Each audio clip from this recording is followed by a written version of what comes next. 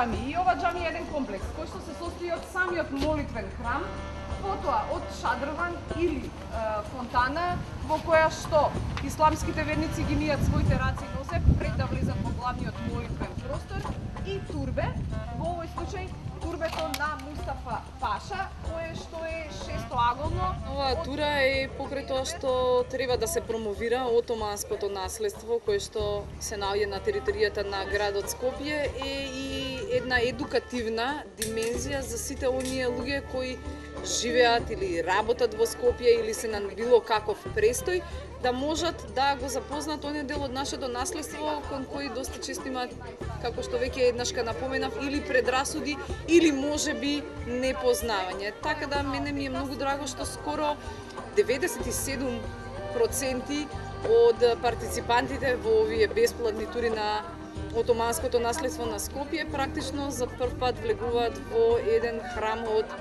исламската вероисповест.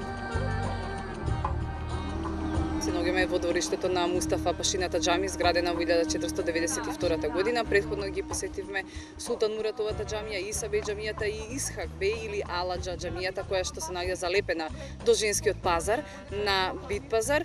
Карактеристика на овие џамии е тоа што тие потекнуваат од самото доаѓање на Отоманската империја на Балканскиот полуостров или конкретно во Скопје, кое што се случило во 1392 година, и едноставно се работи за џами изградени во така наречениот рано цариградски стил, кои што се многу карактеристични по својата физиономија, по својата архитектура и по своето сликарство.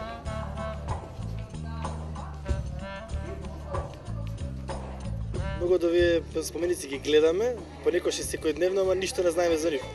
Ја во 90% од места кога што бевме прв пат влегувам. Дури во прв пат влегувам, сум поминал 100 пати, ама никад не сум влегувал, нити знам историјата негова. Така да би сум стварно беше као странци во сопствениот град.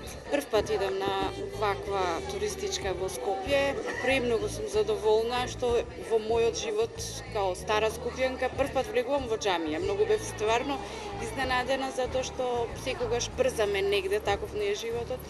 Јас сум премногу задоволна од целава тура. Треба вакви тури да се организираат почесто поради големото богатство што ги имаме во Македонија, без разлика дали е од муслиманска вероисповест, ислам или христијанство. Колку претходно беше запознаен со овој дел од Скопје, со историјата на овие објекти, со потекло по нив? Па искрено ги имав поминато сите тие објекти освен таа садкула. Ама реално поради таа неинформираност на населението и ги нема тие табли туристички што треба да ги има пред сите објекти, ни беа непознати онака го гледаш само како објект, како културно наследство, не знаеш што значи, што има внатре, ништо. Тоа што сме учеле во основна средна факултет, запознаена сум околу историјата, меѓутоа никогаш не сум дошла да ги посетам овие места и тоа е многу жално на некој начин, бидејќи цел живот живееме во Скопје, а не си ги знаеме убавините на нашиот град. И затоа и благодарам многу на Василка што ете ни направи, мислам, ни долови една можност да можеме да видиме се што има овој град, се што нуди. Има две врати, две порти, две капи на две различни страни од светот. Повторно има дебели зидови од надворешноста за разлика. Доста често водам групи кои доаѓаат од Турција и можам да кажам дека тие пред се доволно едуцирани за отоманското наследство кое потекнува од нивните владетели, а се наоѓа на територијата на Република Македонија, бидејќи ова наследство не го има само во Скопје, тоа е сконцентрирано во мал дел во стариот дел на Охрид, во Битола и во Штип. Меѓутоа можам да кажам дека доаѓаат со огромни предзнаења кои што исто така покрај каталози и брошури им се дистрибуирани и од нивните тур лидери за време на турата.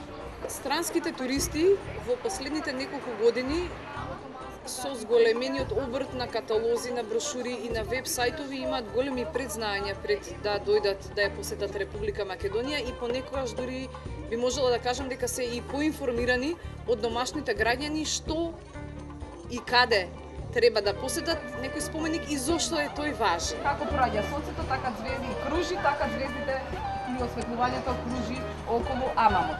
Она кое што најмногу ги привлекува странските туристи, барем во Скопје, тоа е стариот или историскиот дел на Скопје, познат кај мештаните како Старата Скопска чаршија и византиските манастири кои се наоѓаат на 3 различни страни од планината водно. Во последните неколку години разбирливо е дека интересот е зголемен за централното градско подрачје, каде што се наоѓа проектот Скопје 2014-та.